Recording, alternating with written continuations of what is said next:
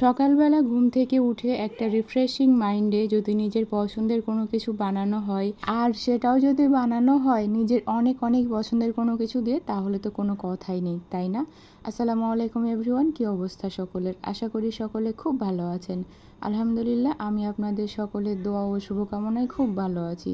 চলে আসলাম নতুন আরও একটা লং ভিডিও নিয়ে। যদিও ইদানিং সেরকম আর লং ভিডিও আপলোড করা হচ্ছে না, আসলে কেন জানি না, পার্সোনাল লাইফ নিয়ে এতটাই বিজি হয়ে গেছি, সেইভাবে আর নিজের শখের জায়গাগুলোতে কাজ করতে পারছি না, আর সময়ও দিতে পারছি না। আর এই জন্যে মনটা খুব খারাপও লাগে। আসলে এই ফিলিংসটা শুধুমাত্র তারাই বুঝতে পারবে যারা এই সিচুয়েশনটা ফেস করে আসছে। তো সকালবেলা ঘুম থেকে উঠে দেখি ওয়েদারটা অনেকটা ভালো ছিল, তাই ভাবলাম কেন না আজকে একটু ভুনা খিচুড়ি বানাই। যদিও অনেক দিন থেকে সেরকমভাবে আর ভুনা খিচুড়ি খাওয়া হচ্ছিল না, তাই তো চটপট চলে গেছিলাম রান্নাঘরে ভুনা খিচুড়ি বানানোর জন্যে। আর রান্নাঘরে গিয়ে দেখি আমি ভুল করে আগেই তেল দিয়ে ফেলেছি কড়াইয়ে। আসলে আজকে আমি ভুনা খিচুড়িতে সেরকমভাবে তেলের কোনো টাচই রাখতে চাচ্ছিলাম না। আমি শুধুমাত্র চাচ্ছিলাম প্রথম থেকে শেষ পর্যন্ত একেবারে পুরোটাই আমি ঘি দিয়ে বানাবো, কিন্তু কি আর করার, যেটা ভাগ্যে ছিল সেটা তো হয়েই গেছে। ভুলবশত আমি তেলটা দিয়ে ফেলেছি।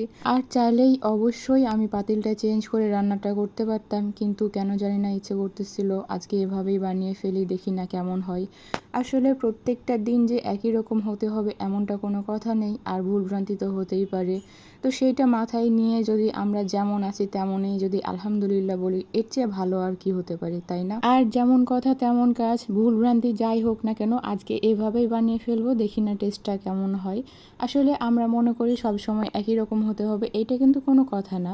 আর আমরা সকলেই কিন্তু মানুষ, আমাদের ভুলভ্রান্তি হবে, এটাই স্বাভাবিক। আবার সেটাকে কারেকশন করে নিয়ে জীবনে চলতে হবে, এটাও স্বাভাবিক। কিন্তু কিছু কিছু মানুষ এগুলোকে অনেক বড় হিসেবে দেখে। আরে ভাই, কী করব বলেন, আমরা তো আর যন্ত্র না যে যে কোনো কিছু একবার সেট আপ করে মেমোরিতে রেখে দিব, তাহলে সেই রকমভাবে একই রকমভাবে সারাটা জীবন চলতে থাকে।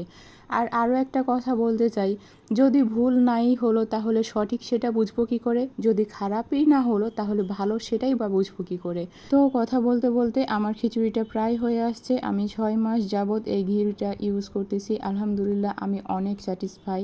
আর আমার বাচ্চাদের খাবারের চাহিদা আগের তুলনায় আলহামদুলিল্লাহ একটু হলেও বেড়েছে। আসলে বাচ্চারা যদি খেতে না চায়, তাদের মুখের স্বাদটা পরিবর্তনের জন্য একটু চেষ্টা করা উচিত আমাদের সকলেরই। তো যেই সব বাচ্চারা খাবার খেতে চায় না, তাদের খাবারের চার্টটা শুধুমাত্র একটু চেঞ্জ করে দেখুন, একটু ভিন্নতা আনার চেষ্টা করুন, দেখবেন তারাও খাবে। আর আমার বাচ্চারা যেহেতু খেতে চায় না, তাদের খাবার নিয়ে অনেক প্যারা নিতে হয়, তাই আমি চেষ্টা করি বরাবরই তাদেরকে কিভাবে খাওয়াতে পারি আর নতুনত্ব কিভাবে আনতে পারি। আমি তেলের পরিবর্তে ঘি ইউজ করতেছি যখন থেকে, তখন থেকেই আলহামদুলিল্লাহ আমার বাচ্চাদের খাবারের চাহিদা অল্প হলেও বেড়েছে, আর আমি এতেই স্যাটিসফাই। তো যার যার আমার মতো সিচুয়েশান আছে তারা অবশ্যই বিশ্বাসী মার্ট থেকে অর্ডার করে নিতে পারেন। আজকে পর্যন্ত, দেখা হচ্ছে পরবর্তী ভিডিও।